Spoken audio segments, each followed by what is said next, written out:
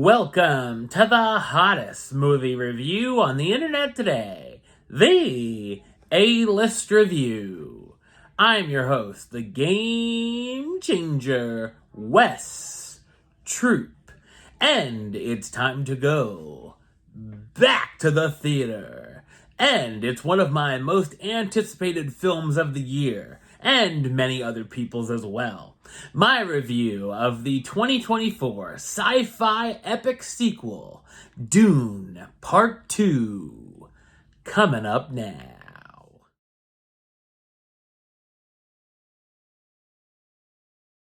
The mythic journey of Paul Atreides continues as he unites with Shani and the group of Fremen while on the warpath of revenge against the conspirators who destroyed his family. Facing a choice between the love of his life and the fate of the known universe, he endeavors to prevent a terrible future that only he can foresee. So what did I think of Dune Part 2? I thought it's an outstanding epic science fiction film. It's directed by Denis Villeneuve, best known for directing films such as Prisoners, Enemy, Sicario, Arrival, Blade Runner 2049, and of course, Dune.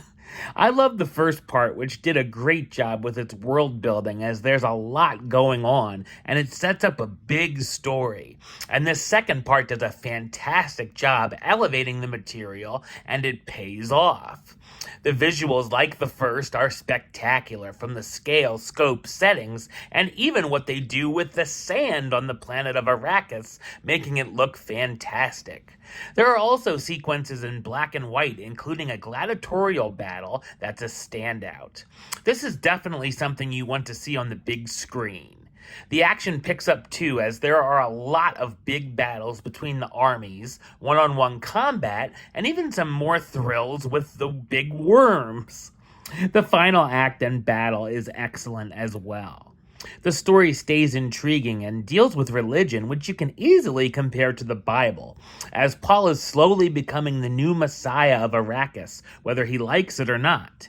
The characters wonder if he is who certain people say he is, or if he's a false prophet. While some believe he's the chosen one, others don't, but are starting to turn as Paul begins to pass certain trials they didn't expect him to. I also wondered if Paul believes it himself by the end, or if he's just going with it.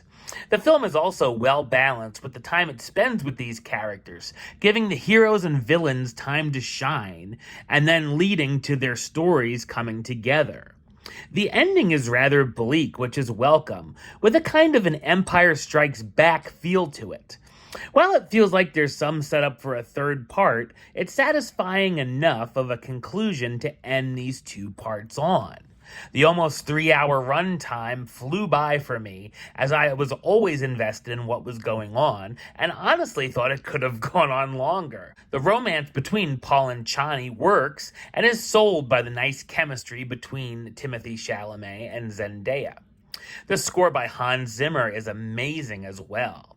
The spectacular cast returned, starring Timothée Chalamet as Paul Atreides, the exiled Duke of House Atreides and the figure some believe to be a messiah, Zendaya as Chani, a young Fremen warrior who's Paul's love interest, Rebecca Ferguson as Lady Jessica, Paul's mother who's pregnant and becomes the Reverend Mother, Josh Brolin as Gurney Halleck, the former military leader and Paul's mentor, Dave Bautista as Gluso Rabban Harkonnen, the nephew of the Baron of House Harkonnen, and joining the cast, Austin Butler in a terrifying performance as Fade Rotha Harkonnen, the Baron's youngest nephew and planned successor of the house, Christopher Walken as Shaddam, the Emperor of the known universe, and of course, last but not least, how you doing? Florence Pugh as Princess Irulan,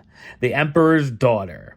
Dune Part 2 is a sci-fi masterpiece and will no doubt be one of my favorite films of the year.